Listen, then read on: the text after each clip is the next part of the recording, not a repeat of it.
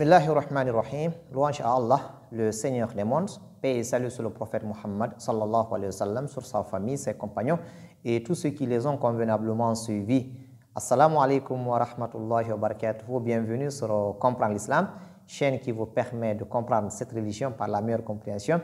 Alors, nous sommes toujours avec nos cours de At-Tawhid, des cours qui nous permettent d'unifier Allah subhanahu wa ta'ala, d'adorer Allah seul, qui est d'ailleurs l'objectif de notre création. Allah subhanahu wa ta'ala nous a créés, nous a envoyés dans ce bas monde pour qu'on l'adore seul. Je n'ai créé les djinns et les hommes que pour qu'ils m'adorent. Et les savants disent que donc pour qu'ils m'unifient, pour que je sois le seul adoré sur cette terre. C'est le droit d'Allah subhanahu wa ta'ala, c'est son droit suprême, le fait d'être adoré seul parce qu'il a créé seul. Nous sommes toujours avec les conditions de la ilaha illallah. Nous avons cité la première, la deuxième condition. Alors, si vous voulez suivre ces cours, vous allez simplement cliquer sur le lien qui s'affiche en haut. Et si vous voulez voir les cours suivants, vous allez simplement vous abonner sur Comprendre l'Islam. Alors, nous sommes avec la troisième condition. Condition qui nous dit al-ikhlasu al-munafi li-shirk. C'est la sincérité qui est le contraire de l'association, qui est le contraire de shirk. Le shirk, c'est le fait d'adorer Allah avec autre. C'est le pire des péchés. C'est le plus grand péché, le shirk. Adorer Allah avec autre. Alors, il faut prononcer la ilaha illallah avec sincérité pour chercher l'agrément d'Allah subhanahu wa ta'ala et non l'agrément des gens et non pour être vu ni entendu. Non. La ilaha illallah, tu l'attestes parce que tu veux qu'Allah l'accepte. Tu veux l'agrément d'Allah subhanahu wa ta'ala. Tu veux qu'Allah soit satisfait de toi. C'est ça l'objectif de la prononciation. Alors, pour que la ilaha illallah soit bénéfique pour toi, il faut l'attester avec ikhlas, avec sincérité. Le cheikh dit, wa dalil al-ikhlas, l'argument de la sincérité, c'est ce verset que le cheikh va nous citer. Qala ta'ala, ala lillahi dinul khalis. Allah dit dans la sourate Az-Zumar, il dit, n'est-ce pas Allah qu'appartient la religion pure? Donc la religion pure, sincère, appartient à Allah subhanahu wa ta'ala. Et le cheikh continue, il dit, wa qawluhu subhanahu wa ta'ala, wa ma umiru illa liya'budullaha mukhlisina lahu ad-din hunafa. Il dit, il ne leur a été ordonné cependant que d'adorer Allah, lui vouant un culte exclusif. C'est ça, ashahid huna. Il ne s'agit pas d'adorer Allah seulement, mais il s'agit de l'adorer avec un culte exclusif, avec sincérité. Donc, mukhlisina lahu ad-din. C'est très important. Et dans la sunna, le messager d'Allah dit, dans un hadith sûr, qui est dans l'authentique, c'est-à-dire dans Bukhari, le messager dit, as'adun nasi bi shafa'ati man qala la ilaha illallah khalisan min qalbihi aw nafsihi. Le messager d'Allah dans ce hadith très important, il dit, celui qui mérite le plus mon intercession, et bi shafa'ati, cela indique que l'intercession existe. Ash-shafa'a, hunaka shafa'atan, shafa'a muthbata wa shafa'a manfiya.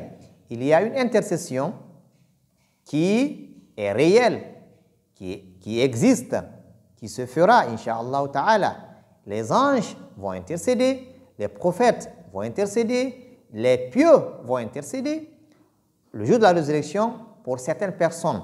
Mais nous l'avions dit dans les cours passés que l'intercession a des conditions. Il faudrait que cela soit demandé à Allah subhanahu wa ta'ala. Allah fasse que ton prophète intercède en ma faveur. Là, c'est muthbata, c'est thabit, ça aura lieu.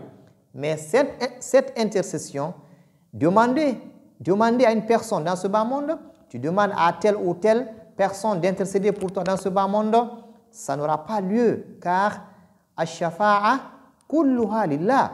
Toute l'intercession appartient à Allah subhanahu wa ta'ala seul. Donc c'est lui qui donne l'autorisation, c'est lui qui choisit celui qui intercède, celui qui choisit en faveur de qui on intercède, c'est lui qui donne l'ordre. Donc, tout appartient à Allah subhanahu wa ta'ala. Pourquoi ne pas demander à Allah?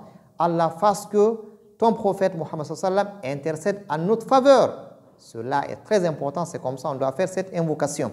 Alors le messager dit, celui qui mérite le plus mon intercession sera celui qui a dit La ilaha illallah avec une intention pure venant de son cœur ou de son âme.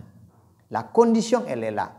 Pour que l'intercession soit en faveur d'un serviteur, il faudrait que ce serviteur prononce La ilaha illallah, atteste La ilaha illallah en ayant une intention pure, donc avec sincérité.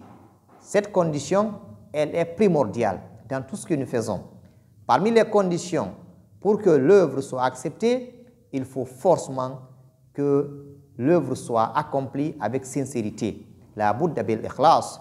Quand tu pries, quand tu fais le jeûne, quand tu fais le hajj, quand tu fais les sacrifices, si ce n'est pas fait pour Allah subhanahu wa ta'ala, sache que ton œuvre ne sera pas acceptée. Donc, ce n'est pas valide. Pour que l'œuvre soit acceptée, il faut deux conditions. Après avoir eu l'islam, donc après avoir attesté la ilaha illallah, pour que l'œuvre soit acceptée, il faut deux conditions. Premièrement, il faut que l'œuvre soit sincère pour Allah subhanahu wa ta'ala. Donc, c'est fait pour Allah. Deuxième condition, il faudrait que ça soit fait conformément aux actions, conformément aux indications, conformément aux œuvres, aux pratiques du messager d'Allah, sallallahu alayhi wa sallam, bref, conformément à la sunna. Donc, l'œuvre, pour qu'elle soit acceptée, il faudrait qu'elle soit sincère, il faudrait qu'elle soit conforme à la sunna du messager d'Allah, sallallahu alayhi wa sallam. Alors, nous voyons à travers ces deux versets et ce hadith que l'attestation La ilaha illallah doit être avec sincérité. Bil ikhlas. La première condition, c'était la connaissance du sens. Deuxième condition, c'était la certitude. Donc, avoir la certitude. Et la troisième condition, c'est avoir la sincérité dans la prononciation. Nous allons revenir, Inch'Allah, pour parler aussi des deux autres hadiths qui restent dans ce chapitre. Qu'Allah subhanahu wa ta'ala agrée nos actions, qu'Allah soit satisfait de nous, qu'Allah nous accorde le paradis. Alors, si vous voulez suivre ces cours ainsi que d'autres, alors veuillez simplement vous abonner sur